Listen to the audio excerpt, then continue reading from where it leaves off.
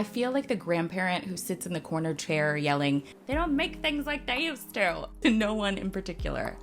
In my day, we had to walk uphill both ways in the snow, and we had to dial into the internet. And we made embarrassing screen names on AIM. That's AOL Instant Messenger, for anyone who doesn't know. And we shared pictures of our dinner with heavy filters over them. And there weren't ads. And there weren't foreign governments spreading misinformation. And there weren't people dying en masse from the latest crisis. Right next to that cute dog video. Take a breath. Right next to that reminder to take a breath and unclench your jaw. I'm a social media manager and I'm quitting Meta. Y'all, it is just time to go, okay? It is just time. It's time. It's time to go. It's time to get up on out of here, okay? I'm Mariah and I've been a social media marketer for a little over a decade and I'm quitting social media. More specifically, I'm stopping my personal use of Meta, so Facebook and Instagram, Threads, and TikTok. Because honestly, I really don't know what the fuck's going on over there, but it's sketch, and so I'm just gonna preemptively get on out. And I know that that might sound impossible. Impossible! For a lot of my fellow social media managers, and maybe just like average users too. If you're a chronically online person, you might be like, that's crazy. And it did take me quite a bit of time also to figure out how to do it and how to download all of my content and do it in a way that felt good to me. So I wanted to share. I'm going to talk about why I'm leaving. I'm going to walk you through exactly how I did it. In case you're wondering how to download your content, we'll talk about that. And then also, if you're just a regular user and you're like, I'm not ready to delete social media, but I could use some advice on how to use it in a healthier and more intentional way, then I got you. I've got a glass of wine. We're going to have a little cozy chat. Let's talk about it, shall we?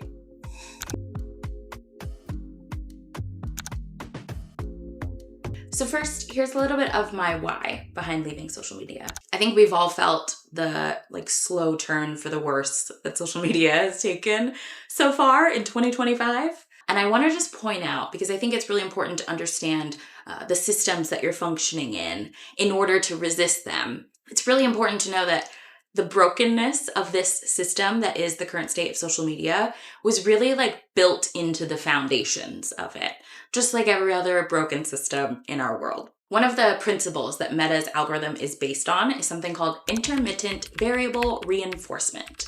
This is where you randomize a reward to keep someone coming back for more. It's the same principle that's used in slot machines in Vegas to keep people gambling. And research shows it's also one of the things that keeps victims inside of abusive relationships. And it is intentionally designed into these apps to keep you addicted to them. Here's a video of Sean Parker, one of the early execs of Facebook, talking about how this works. How do we consume as much of your time and conscious attention as possible?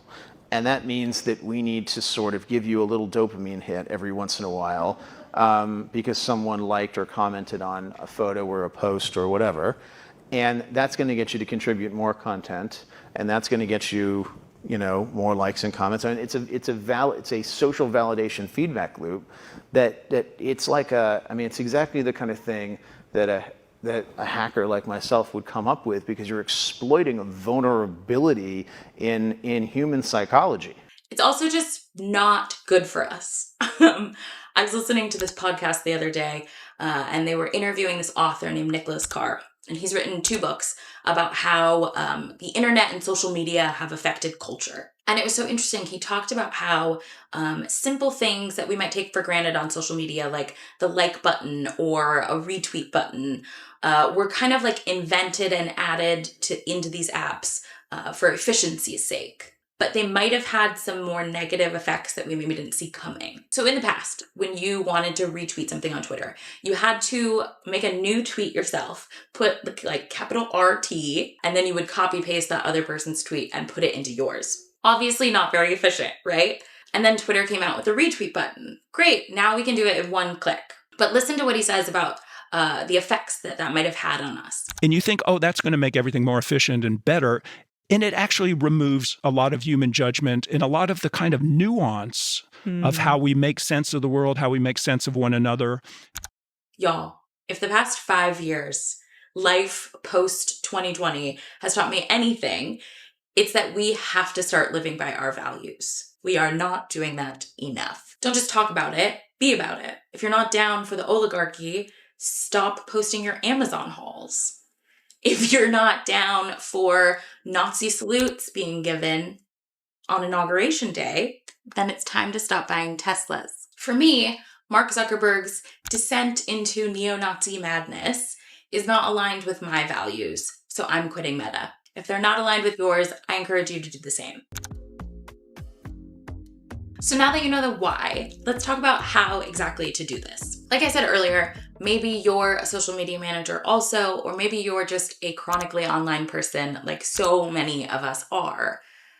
And I think what comes with that is kind of feeling like this pressure to have your finger on the pulse, to understand what's going on, right? We kind of feel like we have to, getting rid of social media is impossible because then we won't be good at our jobs, or then we won't know what's going on in the world. So if you're feeling like it's impossible, maybe because you're overwhelmed, you don't know exactly how to even go about it, this is for you. Here's the steps that I took to delete my social media accounts. We're gonna walk through it together. I wanna first give a little PSA, if you will, a little friendly reminder that ethical use in today's world, ethical consumption in today's world is hard, okay? It is not easy, and you cannot be perfect at it. I think sending a message and being more intentional with our social media use is really the point here. So that can look like whatever it does for you. Before you go to just delete all of your accounts, I think it's really helpful to ask yourself,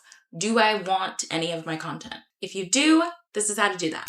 So I'm going to show you guys what I did for Meta. First, you want to do this on your computer, not on your phone. And then you're going to find your account center. You're going to click your info and permissions. And then you're going to download all of your information. And there's a couple different ways you can do this. You can download all of your content, or you can just download individual things. You can just go in and select your saved posts or your stories, etc., etc. I downloaded it. I saved it to a hard drive, something physical, something that I own. And then I was good to delete everything. If you're a social media manager, deleting your Facebook is going to be a little bit trickier because we need our Facebooks probably to manage client accounts. So what I did instead, I just created a new profile that was completely blank, and I reconnected it to all of my business accounts, and then I deleted my old profile. I did it. I just deleted my Instagram, and I feel very excited about that. I'm watching Twilight for the bit. As a social media person, as someone who loves social media, it's very weird to see something you love begin and then fizzle out and be absolutely cooked. But we're here. You know what? I feel really excited, actually. I'm excited to see what I do with my time when I don't spend it scrolling. So many activities! Now let's get into some tips, some healthy habits that I've learned over the years of my social media use, because I am a truly chronically online person. And so I have learned the ways to use social media more intentionally and more sustainably. Here's what I do. Like I said earlier, these apps are designed to keep you addicted. So don't let them. That alone is a small act of resistance. Learn what the algorithm is. Learn how it works. Learn how it's designed to steal your time and attention so that you can then resist it. Tip number 2, curate the fuck out of your feed. If you're following something that is not making you happy, make you feel like you are comparing yourself to other people, if you're following too much news and consuming too many hot takes, unfollow that shit, or at least engage with it less. The more time that you spend looking at something on social media or engaging with it, you're communicating to the algorithm that you want more of that. Set screen time limits and actually follow them, or try nighttime settings. It's not just good for your eyes and for your brain, but it's also just gonna help you scroll less. My boyfriend has his phone go black and white at night, and every time I look at it, I'm like, that's genius, because I don't want to look at that at all. The reason I'm looking at my phone is because I want to see cute colors and pictures. Another good tip, if you feel like you're afraid to use social media less because you're going to be unplugged or like out of the loop, have a couple like thought leaders that you can just go to so that you're not sitting and scrolling and consuming all of the content at once. Have a couple people that you know that they share the headlines, the highlights, you know? If you follow them, if you look at their page, you're gonna know what's going on. have a couple of those. If you're a social media manager and you feel like you need to scroll for inspo or for research, I get it. I totally do. Something that I'm gonna do is, because I don't have my personal accounts anymore, I'm gonna scroll just on our brand account. It should, if I'm doing my job right, show me the things that I need to see in order to do my job well. And it's not my algorithm, so it's not completely catered to me. A little less targeted is probably good. Social listening is also really big right now to help your scroll be more efficient, so you're not wasting so much of your time. Plot is really good for that. And I think Hootsuite also has a social listening tool now. This one is one that I do all the time. You know, when you are scrolling and you're just seeing like bad thing after bad thing after bad thing, you know that you feel bad. You know that this is not good for you.